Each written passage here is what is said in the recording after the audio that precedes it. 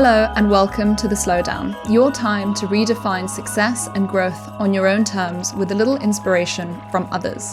Today I'm speaking to Ben Branson, the founder of a drink you may have tried before, Seedlip, the world's first distilled non-alcoholic spirit that pioneered a movement of non-alcoholic drinks. In under 4 years, Seedlip shot to success, being stocked in over 8,000 bars and in homes across 35 countries before being sold in a multi-million-pound deal. What did this rapid success mean for Ben? Ben, who is open about his autism and ADHD diagnosis. Ben, who is now launching his new venture, Sylva, spirits that explore the untapped flavour potential of trees.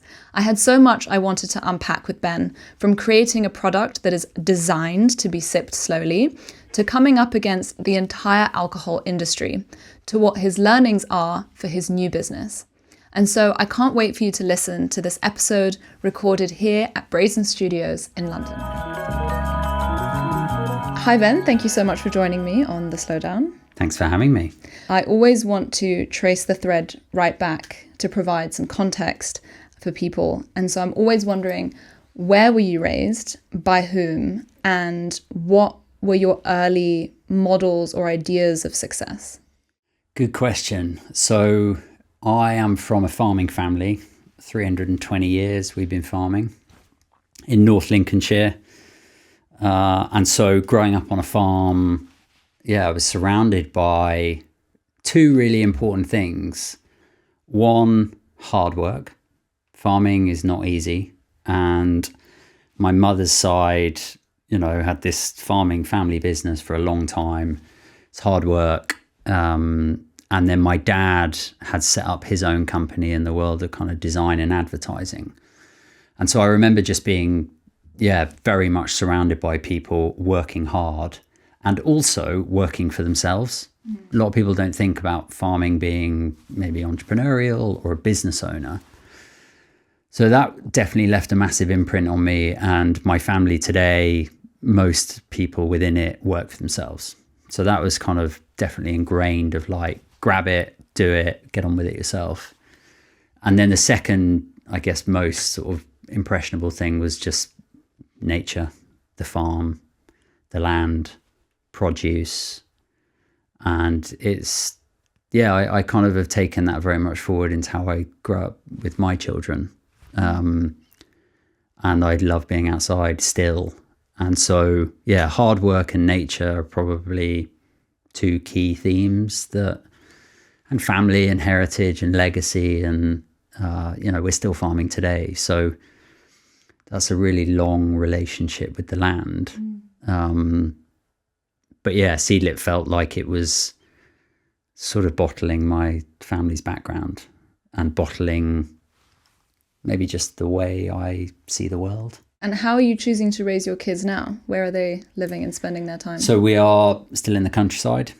We have pigs and we have sheep and chickens and dogs. Last weekend we were spending in the forest and building rope swings and trying that idyllic kind of outdoor childhood mixed with them sitting on their iPad and the tantrums and the difficulty transitioning from the school week into the weekend and getting up early and all of the other stuff that comes with kind of parenting. But, my 3-year-old will identify a red oak tree and my 6-year-old will make you a bow and arrow from a tree. There's lots of things about how I was brought up by my parents that I maybe don't want to repeat, but there's lots of things that time outside and time in nature and simplicity of not having screens and watching the seasons and understanding that, yes, we are going to kill our pigs. And the benefit that we get is they like eating sausages and they like eating bacon. Yeah, there's that idea of if you want to eat meat, you have to have killed a chicken. This kind of, you have to know where this stuff comes from. Yeah. And it also reminds me of an incredible book I read last year called The Overstory. Oh, I've heard of that. Richard Powers, I think. And it is a book fundamentally about trees. And I, as somebody who grew up very much in the city, urban existence. I had no idea. So the fact that your child knows how to identify a certain type of oak is so impressive to me. But you mentioned there the school week as well. How did you transition as a child from this wild, beautiful, connected to nature existence to then school? Like, what kind of student were you? So school was interesting. I went to boarding school at 7, which was very young, and I didn't like it. But what I did like was I was still in the countryside. So I was at a very small boarding school in North Yorkshire with lots of space and lots of outdoors. And I loved sport, and I was good academic. And then I found that actually the routine and structure and repetition of being at boarding school actually suited me quite a lot. But I was bullied, and I ran away from school, and I started seeing a psychiatrist very young. This was a sort of pathway that continued right from 7 to 18 of A, boarding all that way through, B, learning a lot of independence very, very, very early on. You know, I was able to iron trousers, polish shoes, make beds, sort duvet covers. I don't think my fiance knows how to do this now at 42. Put washing away, and doing that all, 7, 8, 9 years old. But obviously I spent most of my childhood at school. That sort of not going home for 3 weeks at a time, not seeing parents, that does institutionalize you. And I've probably stayed within that system. I've been to rehab a lot of times in my 20s. That institutionalized side of being in one place, doing the same thing over and over again.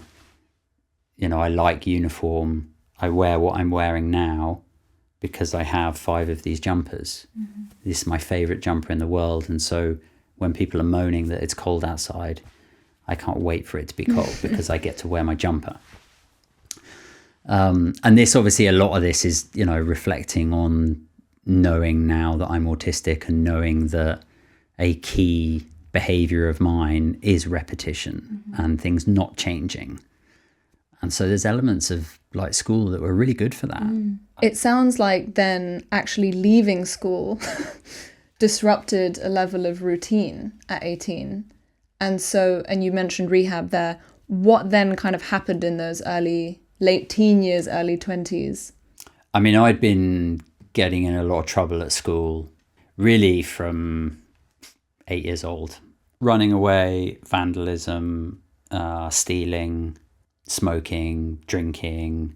But I was very fortunate that although I kept being suspended and there were lots of sort of exclusion threats, and I'd won this really big scholarship and that got taken off me, I was sort of kept at school because I was good at things. And so I never really knew what I wanted to do after school. I wasn't very happy, I guess, deep down. I wasn't set on some sort of career path. And so left school and thought, okay, well, I do love food. And I want to be in London, and I do want to go traveling. And I signed up to do this cooking course for 6 months, thinking maybe I want to be a chef. And then I was selling British Gas door to door. I was a security guard. I did some landscape gardening. I worked in a pub. And then I went off traveling on my own. And so I was sort of 18, 19. And by this time I'd discovered drugs. But I went to Thailand and I was meant to be there for 2 weeks, I think, on some sort of traveling trip. And I ended up staying for 6 months.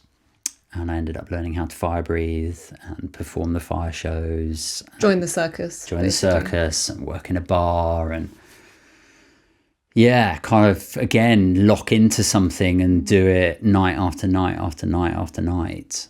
And then I went to New Zealand, did my snowboarding instructor's course and taught, I did some teaching and travelled around New Zealand in a silly little van that I'd painted like the A-Team, black and red. And yeah, in and out of trouble in New Zealand. Then I was in Africa for 6 months teaching children over there. I did another ski season in France. And this was all sort of up and down, pretty chaotic, very directionless, basically. And pretty self-destructive. And then it was, I should go to university, and I'd got places at universities, but didn't go to a lecture. And then 15 months later, I'm in rehab in the desert in Arizona. And that started a cycle that was really, really difficult, of relapsing, very hardcore drugs, being sectioned, hospitals, and then ended up in intensive care in India.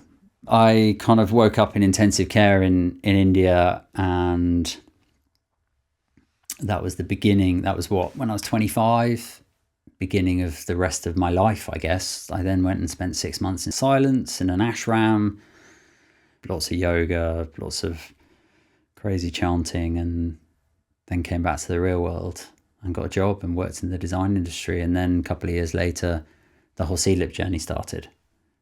Okay, but just to double tap on a couple of those things. Yeah. Because that was quite the journey. I'm giving you the condensed version there. And it's quite hard to kind of distill your life in a chronological way. It's quite weird. In hindsight, do you have an understanding of why that pain? Why you acted recklessly and rudderlessly? Well, to put it really bluntly, I had, and as crazy as this sounds, it had got to the point I wasn't trying to kill myself, but I was trying to gamble with my life. And I'd done that 7 times in different ways, where I really should have died and I didn't. And the last one of those was in India. And I just remember thinking, fuck this, I guess I am meant to be alive. But I was intent on, from a very early age, just trying to destroy myself and taking risks. And, my mother says she was just in and out of A&E with me as a young boy, flinging myself off things, and real kind of like daredevil sort of behavior. And I guess part of that just compounded as I got older. The risk definitely got bigger, and then probably the internal belief system got progressively harsher and harder of, should I really be alive? Do I really have a place in the world? What am I going to do? I'm very comfortable kind of disassociating myself from that, and I can be very matter of fact about it. But my life now, I'm 42 now. I've been clean since I was 25, and my life is completely unrecognizable. And the way I conduct myself, the way I feel about myself is completely different. Wow. And you think that was just an overnight mind shift? It was an easy answer or decision to go, okay, I'm meant to be alive. Like, I have the answer to my question. I'm meant to be here. I guess then so now what do I do? Mm-hmm. And how do I heal? It was a longer process, and definitely a combination of lots of different physical, mental, just time. Somebody told me in rehab, there is only one way to build self-esteem, and it's through esteemable acts. And that was something that I really took to heart, of like, I just need to do things. I need to take action. The other thing I was told in rehab was, if you put half the energy into improving your life as you have into trying to destroy your life, you will be amazed. And so that was something that I could visually see, that I was just changing tracks. Mm-hmm. And it was like, I just need to go over here instead of down this path. And then probably the third piece was somebody telling me that what somebody thinks of me is none of my business unless they choose to tell me. And so rather than kind of continuing to beat myself up, feel like a letdown, feel like a disappointment, think that, people are really angry with me, etc., I kind of, again, took that piece of advice to heart and was just like, okay, I just need to focus on improving my life and taking the right steps.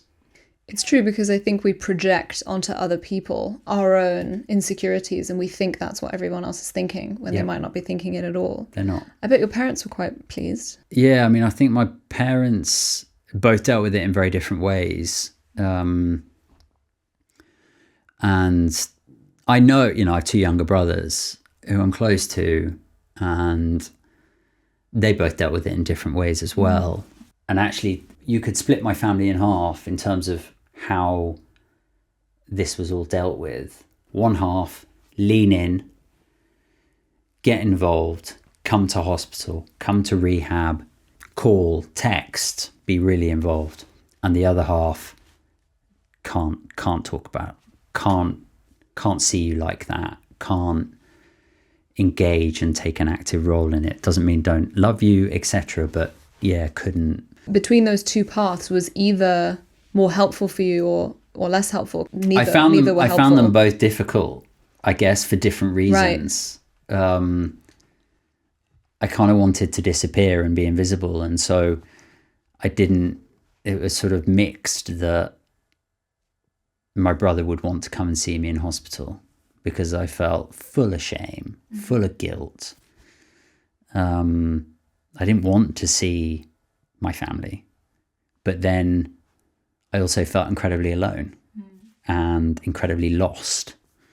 And so because I didn't have I didn't have anyone else coming to hospital. So mixed, I guess, would be the reaction to that. But then you mentioned you came back, worked in design, and then started Seedlip. How did the idea, the seed for Seedlip, come about? Yeah, so not a business idea.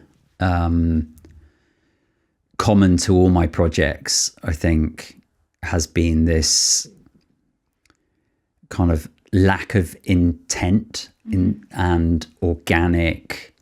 And in some cases, I know we'll talk about Sylva later, but that's been a 14-year journey, right? That has definitely been fucking slow. But they've all the projects are connected by a curiosity, a what if, a joining of dots and patterns that then gradually turn into being business ideas. And so Seedlip was, I was living in this little like Hansel and Gretel cottage out in the woods in Buckinghamshire.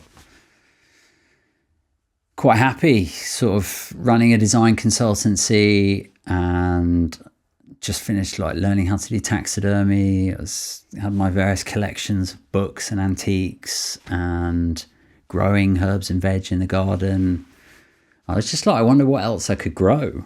And just got on the internet and got on Wikipedia, and I'd grown up learning about potatoes and barley and turnips, not about botanicals, not about herbs and spices. I'd been introduced to the world of kind of seasoning and spices at cooking school, but never really from like a horticulture perspective.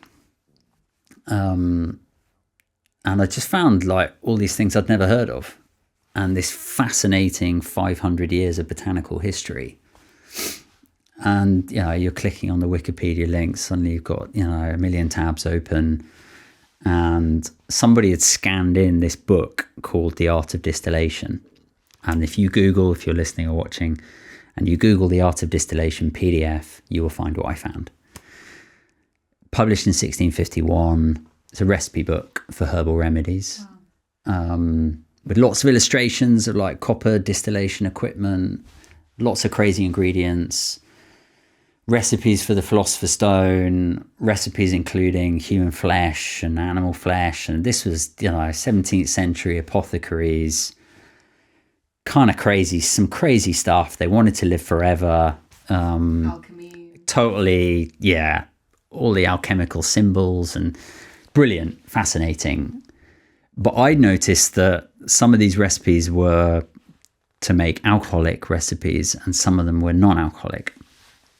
And obviously, as a kind of person that wasn't drinking alcohol, I was just intrigued by the ingredients.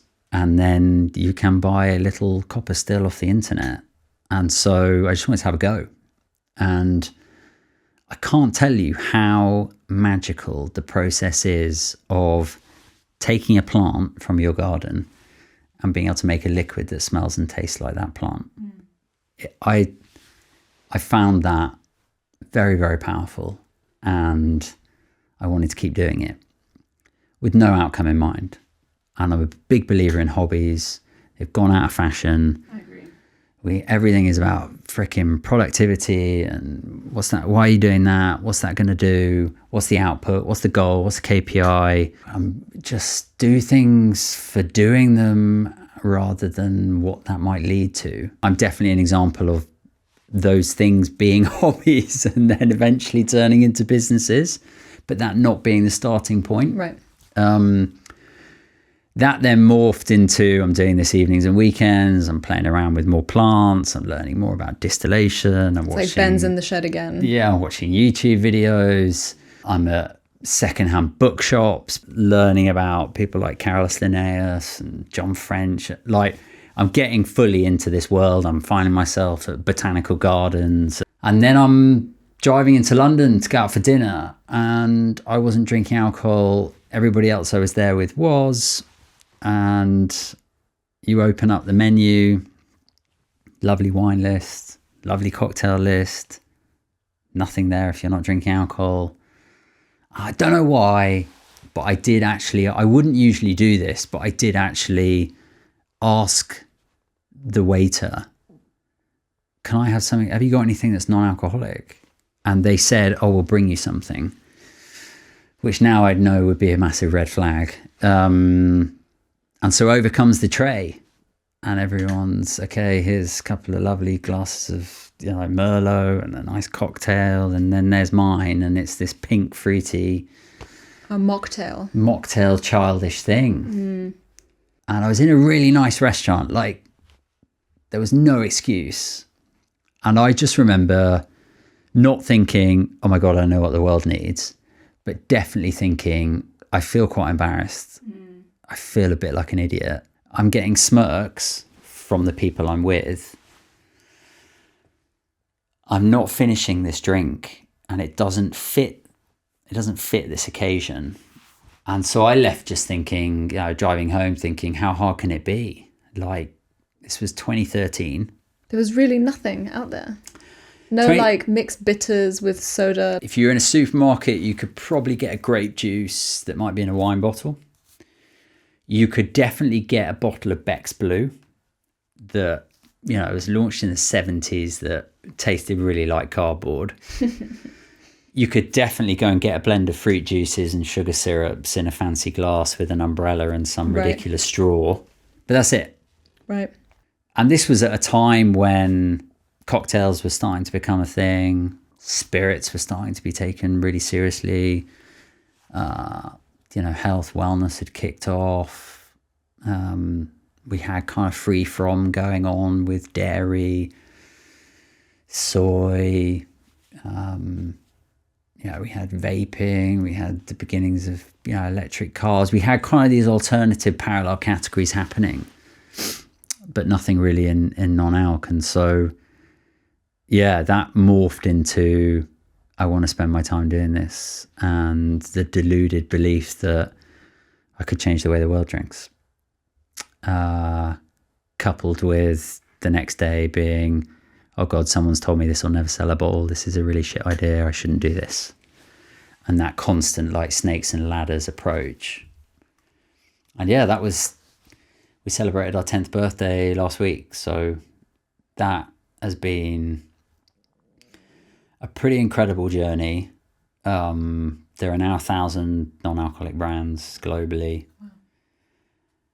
The US alcohol drinking levels are at their lowest since records began in 1939. You can, if you go to a decent place, get a decent drink that doesn't contain alcohol. And I think the way that we socialize has started to really, really shift. And some of the stigmas breaking down, some of the taboo. Yeah, it kind of feels more okay than ever that you can drink whatever you want. And that's really all it's about, choice. As someone that doesn't drink and that comes from a family of non-drinkers, I'm like really realizing how little the offering was back then. It's interesting. And at what point in the business did you feel like, did you sort of look around and go, I think we've made it? I am really only sort of driven by two things. One of them is maintaining a level of dissatisfaction. And so I can tell you all the bad things that people have told about Seedlip and not very many of the good things. And I can tell you everything that's needs to be better with non-alc and needs to be better with my projects. And I am the worst critic of Seedlip, of Season, of Sylva. No one is ever going to say anything worse than I've thought about them. I really feel it's important to keep my feet on the floor, and that dissatisfaction and wishing to improve things definitely drives me. And the second one, slightly connected to that, is I'm just driven by a fear of failure. Like, I don't want to let things down. I want to keep being able to express myself, and my outlet to do that is through drinks, through changing things, improving things, experimenting with things. And I don't want that to stop. So that gives me a relentlessness in terms of it can always be better. I'm never going to be 100% satisfied.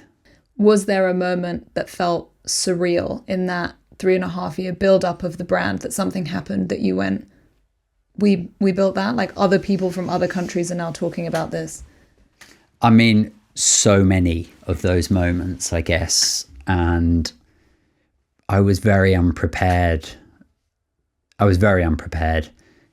know, I made 1,000 bottles. I thought they'd last 6 months and they lasted 3 weeks. And, you know, I put my mobile number on our website.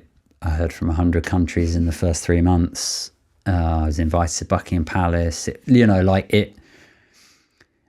Everything went a lot faster than I planned it to.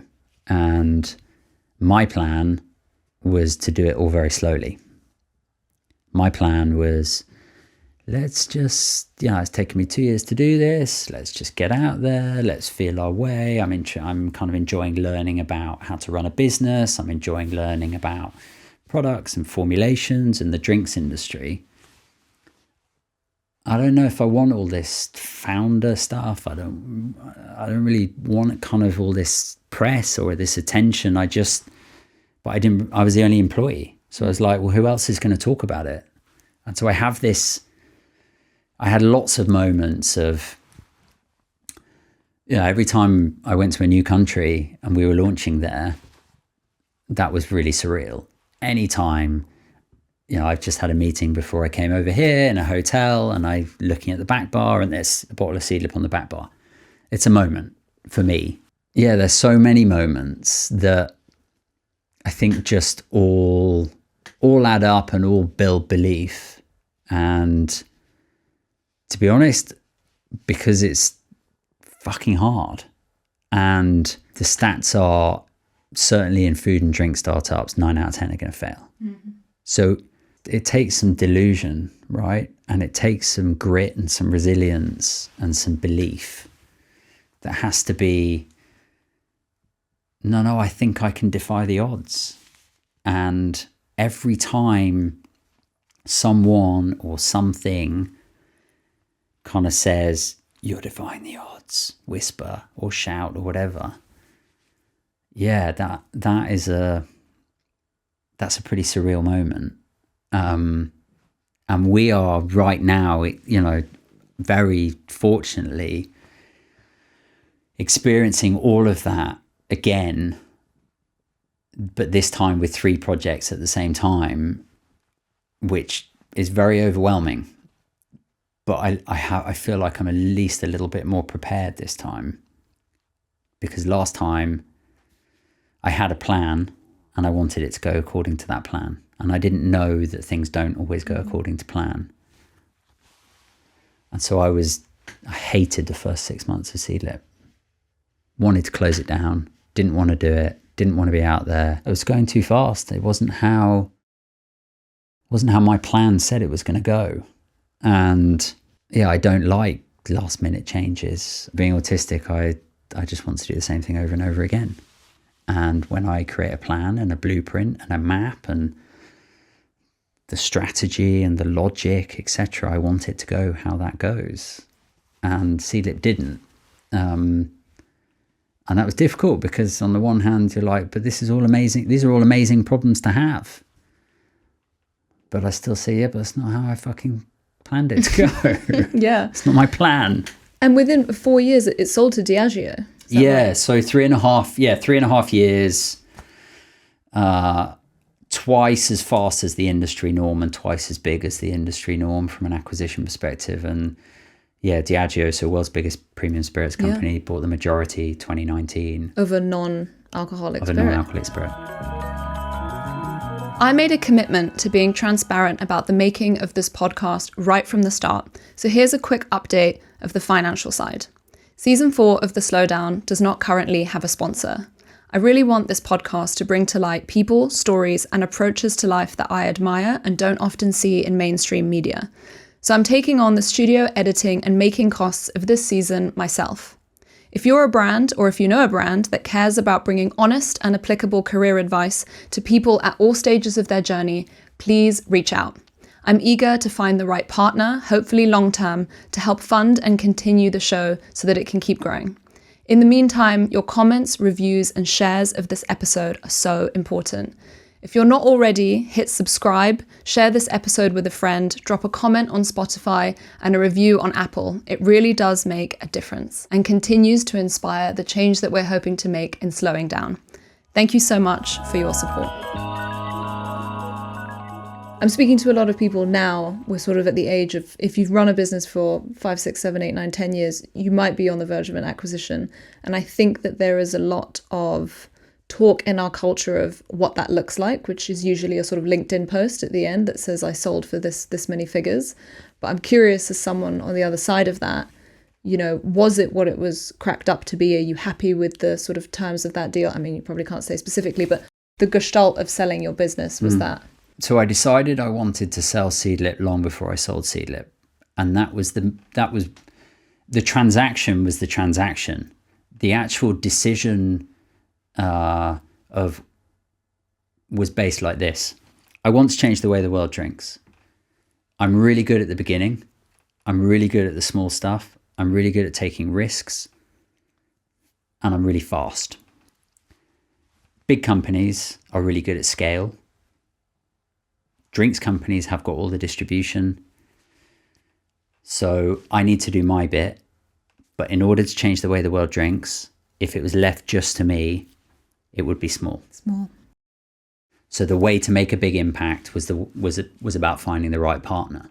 And that was about doing the deal with myself to go, if I do my bit right and find the right partner, I will achieve what I want to happen. Because that partner can bring the scale. That partner won't be the best at the scrappy startup risk-taking aspect, and probably won't have the pace to be able to test, learn, fight, play the game of snakes and ladders and hack and get to solutions and kind of scalable models quickly. So the actual acquisition, I mean, it was really fucking stressful because my wife was literally 10 days away from giving birth to our second daughter. I had a shareholder die during the acquisition process, who was a family friend, which was pretty traumatic as well. Partly because their husband was also a shareholder. And so it was a really stressful process, but it was a stressful process because of the other things that were happening, not the business deal, not the actual business deal. And so, yeah, that was, and the beauty was that because I already made my mind up that the goal was to change the way the world drinks. And the pathway was I needed to sell the business in order to do that. That meant full transparency with my team. Gave 20% of my business to my team. Everybody got shares, whether you joined 3 months before acquisition or you were first in. And the faster you were in, the more you got. Didn't matter about seniority.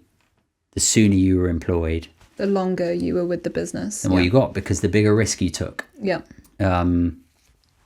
So yeah, it was an amazing process. But actually I'd done all the wrestling and I'd done the deal with myself way before it happened. And that's, I would just say to anyone listening or watching that's, thinking about selling a business, you need to do what's right for your business. Mm-hmm. Any of the sellout nonsense that LinkedIn comes up with or whatever, it's sort of back to that. It's none of your business what someone thinks of you. You've got to do what's right for you. But I think the why on acquisition is pretty important. And I can't do stuff just for money.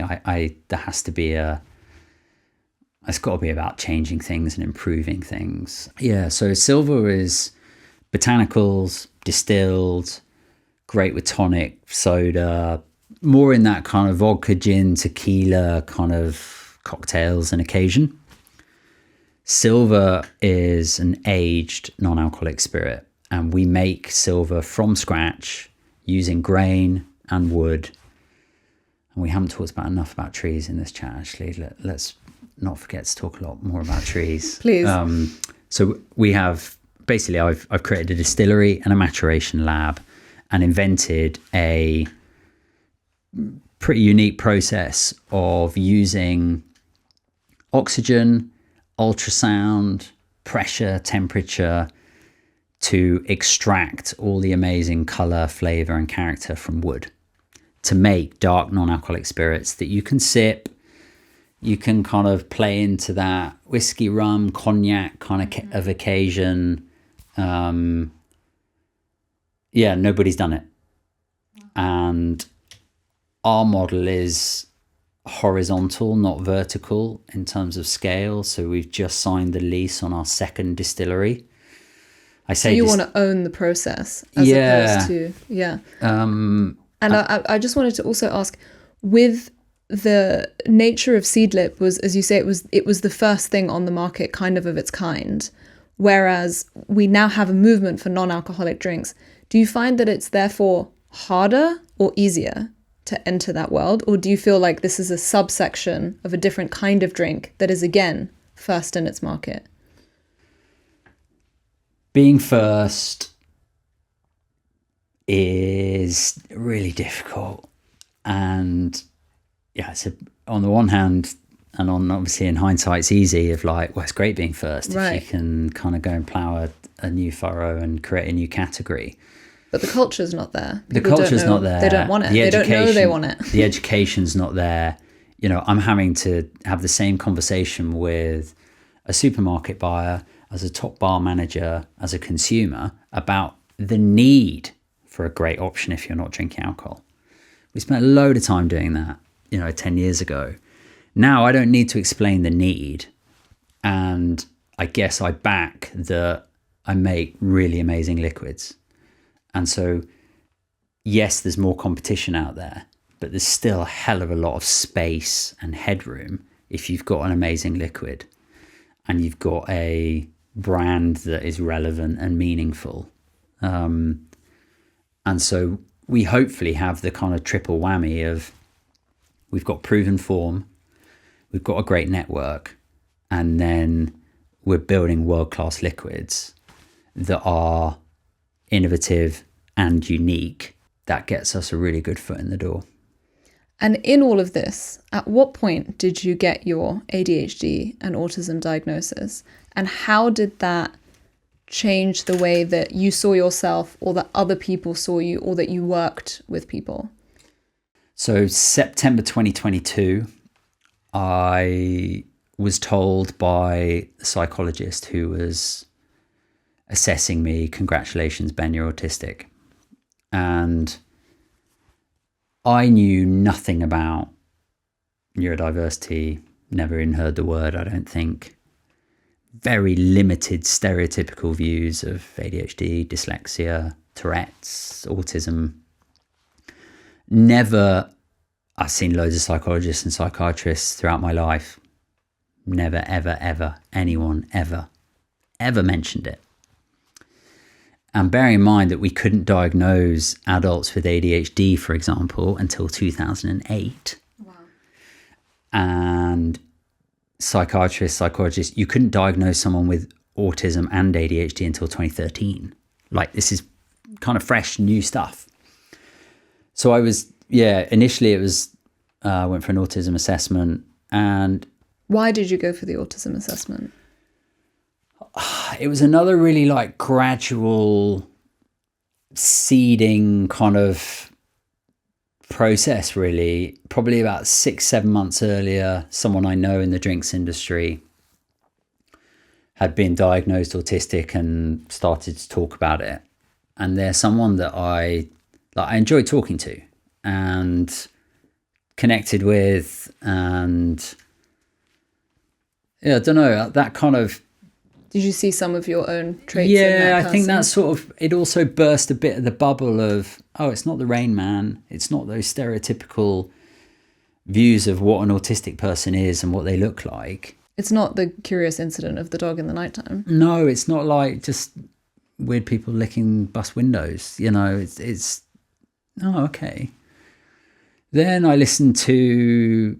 I started snatching bits of conversations of people on podcasts. I don't know. I am a sponge, and my sensory side is like on really, really hypervigilant.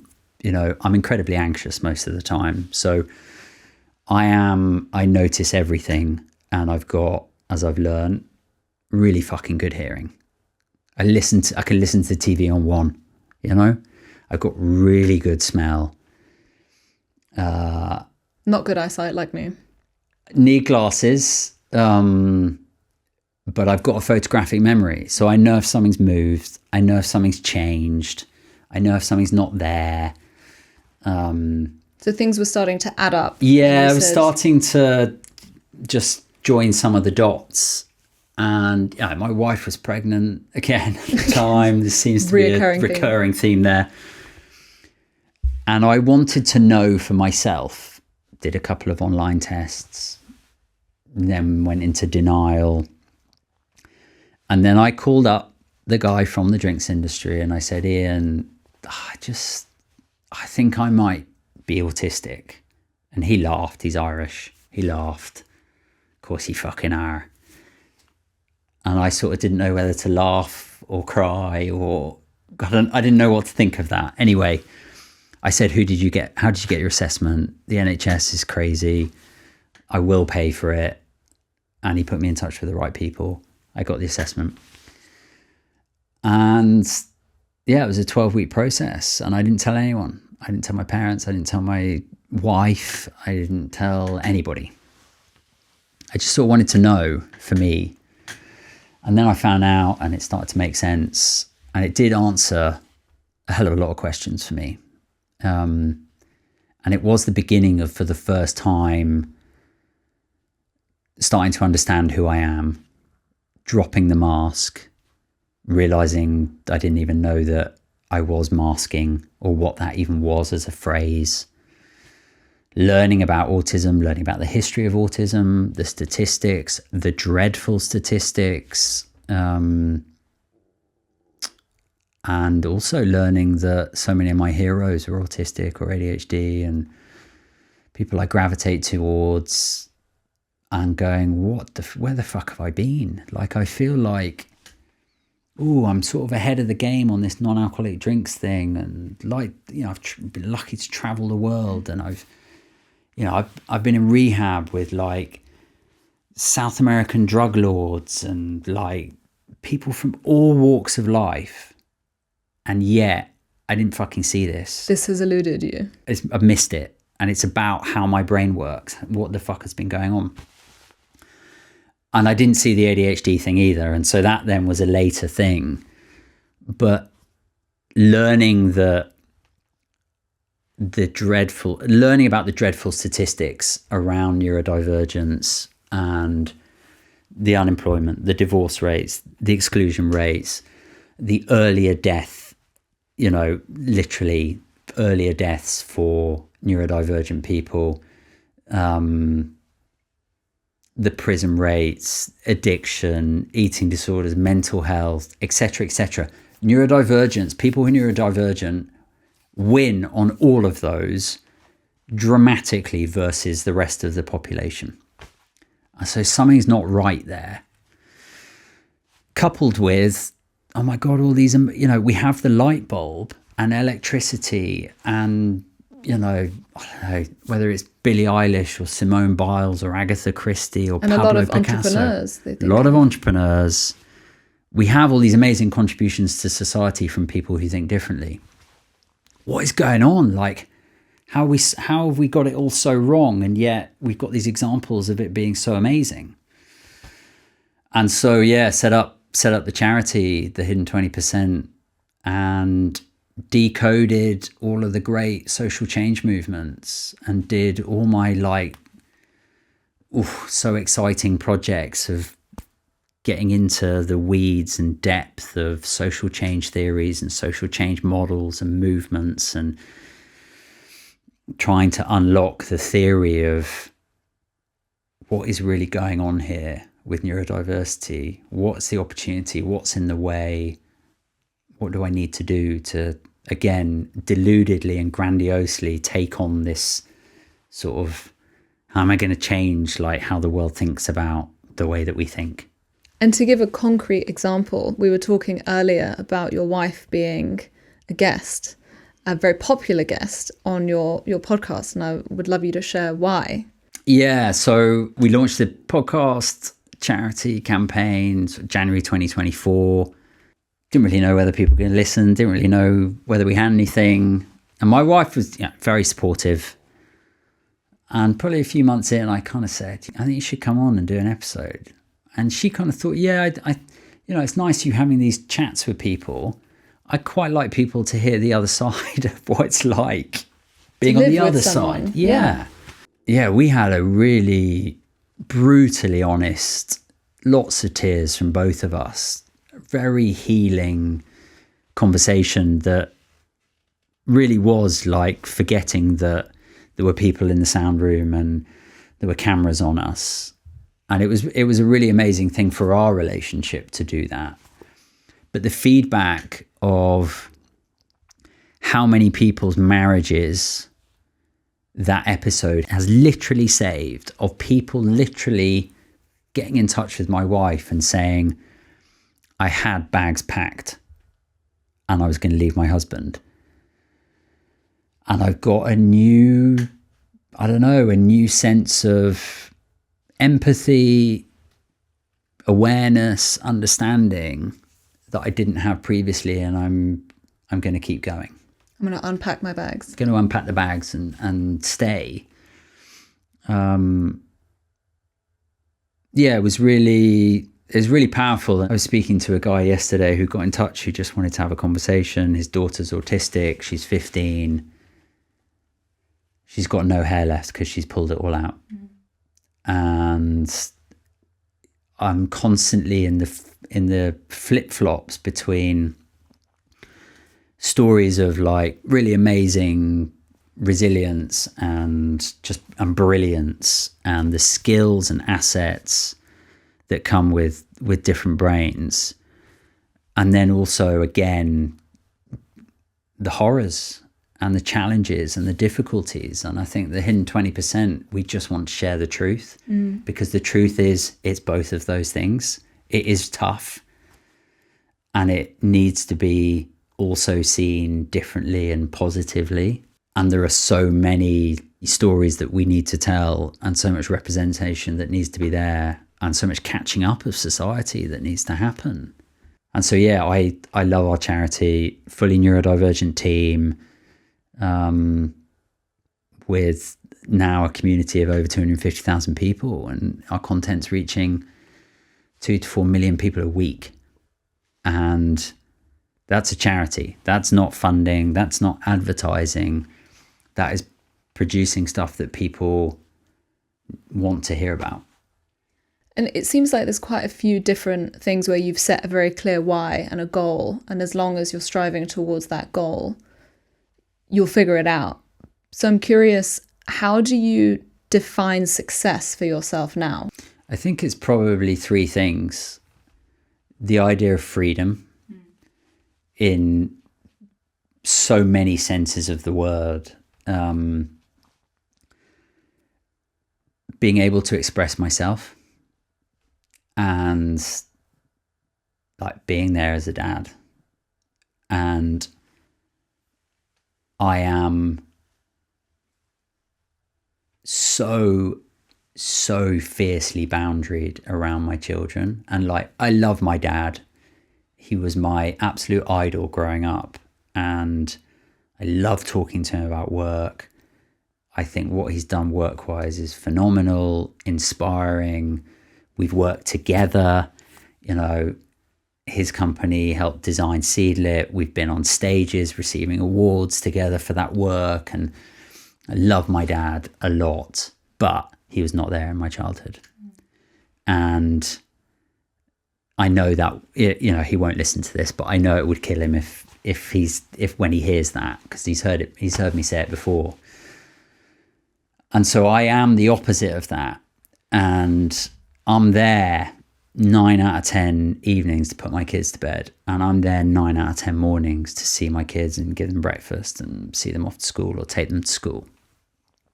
And I'm there at the nativity and I'm there at the school play. And whilst I struggle to prioritize like exercise in my life, I do not struggle to prioritize my kids. That is a measure of my success, because I think if that was falling apart, something else would be really wrong. We have a very sort of strict but great routine with my 6-year-old at bedtime. She's diagnosed autistic as well. We play a game of Uno. She usually wins. She then brushes her teeth. We then play 2 more games of Uno. We then read 2 books together. And then we listen to a meditation. And that is our routine. And last night, I didn't get back in time for that routine. And it's slightly through her and it's slightly through me. Because I love routine, I'm aware that I do. I'm able to harness that and bring it into my life in a really positive way that I would like to think benefits my children and my wife. And I was going to say, is that possible as well? Because in this being your second large business, that you're able to set the boundaries and say, because I can think of a lot of entrepreneurs going, I can't leave work. Or are you saying you can leave work? You absolutely can leave work. Like, know how to prioritize the tasks that you have to do that day, delegate. Like, how do you make sure that you can leave it? Is it 5 o'clock? Is it 6 o'clock?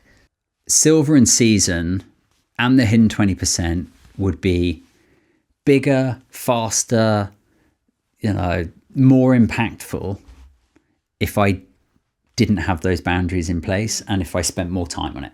But I wouldn't be personally, right?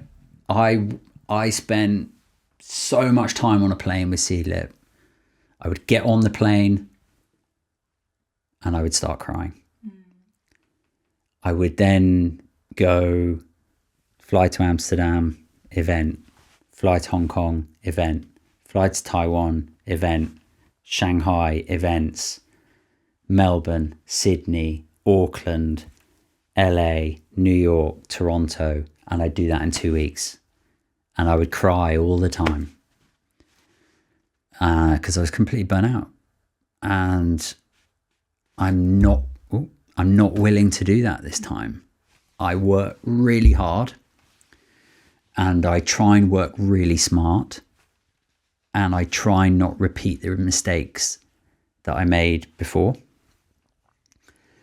But I do absolutely hold the tension of keeping in that really grey area of you can have a really dynamic business that isn't trying to burn people out. Mm-hmm. You can move quickly with purpose and intent. Nobody opens 2 distilleries in a year. Nobody does that as a startup in 2 markets. That's really fast. But then I'm not in a hurry to open the second one. It's kind of this push-pull, and I love grey. I love holding this tension that says it's not about these either or binary things. It doesn't have to be about one extreme or another. Sacrifice or Yeah, you can hold these things in tension, and you can go fast week and slow one week, right? You can do that. It doesn't have to be. I think there's this idea that the graph of business and life has to tend upwards and to the right at all times. That undulation is sort of not permissible. Can't tell you how happy I am to hear this, but one question I always ask is around 3 tips for slowing down in your day-to-day. So this is, you've figured out how to create boundaries around your work in general, but in your day-to-day, if something comes in or you have an elevated level of anxiety, I have anxiety too, what are your 3 top tips that you found for slowing down in those moments? Very trite, go for a walk. And that might be I do a lot of, I love phone calls. Mm-hmm. I know we're all obsessed with Teams and Zooms and stuff, but I love a phone call, and I like a phone call walking.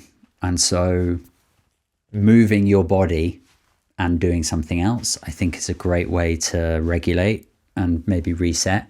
Just changing where I'm sat in our studio, or deciding actually I'm going to do a bit of work from home, or I'm going to go to a coffee shop. Just changing some environment, I think, can help switch things up. Yeah, boundaries are really important. And I believe you have to create the right conditions in order to be able to slow down. It's not just take things easy, man. Just concentrate on being rather than doing, and just aphorisms. Just go a bit slower. Yeah. I think we've got a bit lost, in the kind of business pace of life. We have maybe forgotten what's important, or there's tended to be this focus on how much money you've raised. I can't understand why that is a badge of honor in terms of how much money. What does that mean? Why aren't people going, I only raised? Right. It just feels a really very strange metric. The other metric I find really strange is how many people you've hired. Because better to have a lean team doing excellent work. Why is less not the sexiest thing in the world? In everything, consumerism. Agreed. Everything. Why do we not talk about less being heroic and less being the goal? Yep. It's always more. And because you can't sell people less. Yeah, but I think you can. I think that's ultimately where we've slightly gone wrong as a species, is obviously that the more has not led to more. Yeah, limited resources. Yeah, does not work with that model. No, and so I'd like a reframing on the phrase lifestyle business. Having a lifestyle business that is all this. It's a win for your team. It's a win for you personally. It's a win for your customers. It's a win because people are happy. Yeah. And people aren't taking loads of sick days. People aren't burnt out, and there isn't this cutthroat smash and grab. And I'm the first one to admit, I love getting on the rose tinted glasses. I'm really naive. I do have a pure view of things sometimes, of why does it all have to be about making money, and why does it all have to be about more? But I also do believe there's an in-between, and yeah, I think we need that. I think we need to I think we kind of need business to slow down, basically. And then it won't be glorified when someone smashes it out of the park. Then you never hear from them. Then they come back and go, I was so fucking unhappy. Yeah. I don't understand. Like that.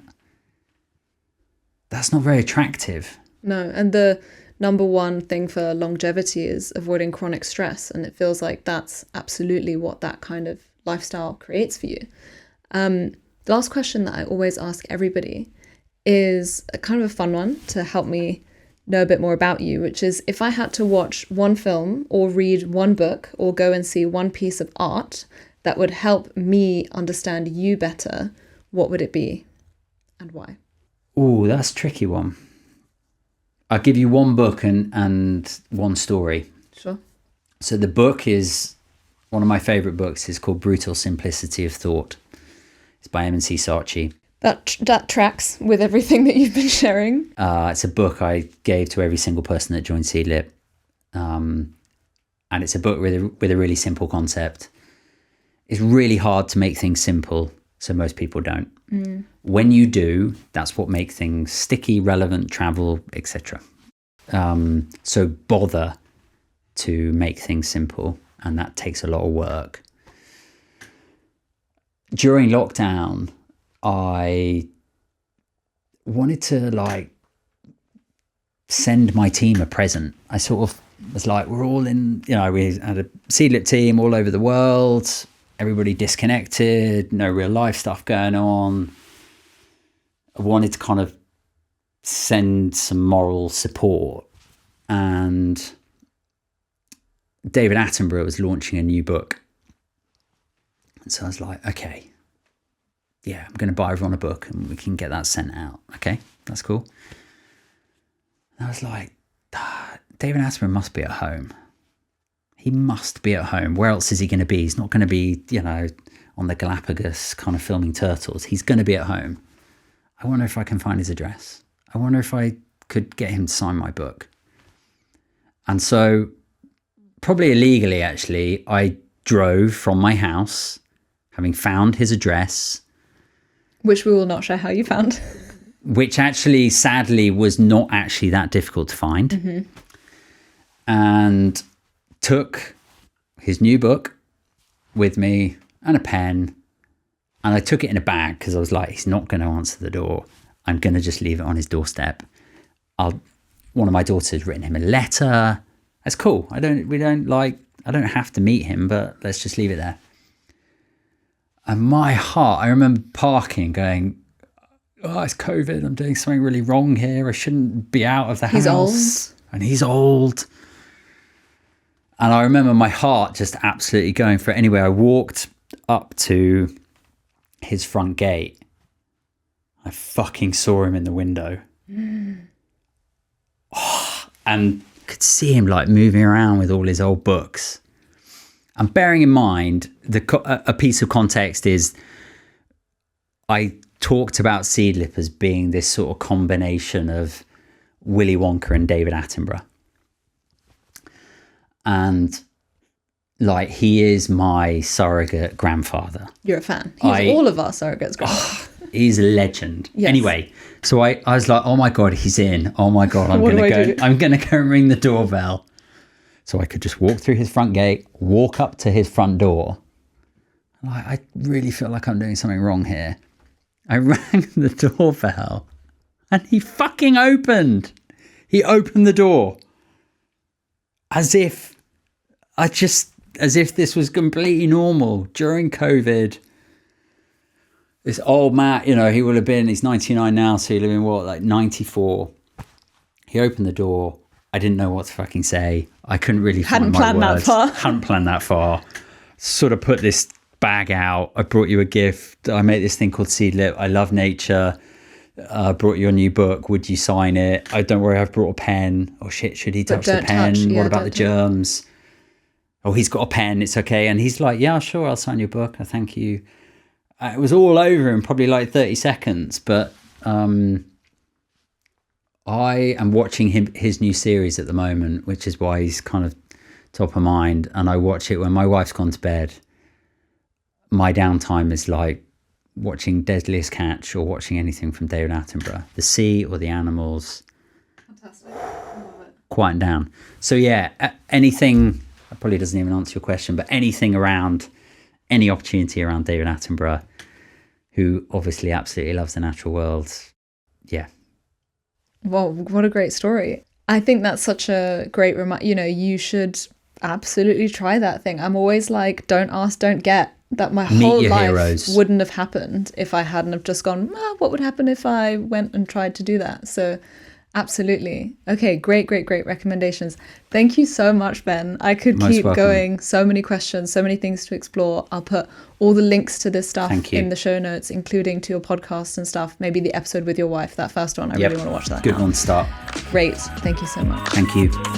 Thank you so much for tuning in. This episode has been hosted and created by me, Tiana Tambridge. Produced by Whitney Rosenthal, sound and video production and recorded at Brazen Studios, cover art design by Natalia Ruhe. Please subscribe to The Slowdown to be notified of upcoming episodes, tell a friend, and leave a review.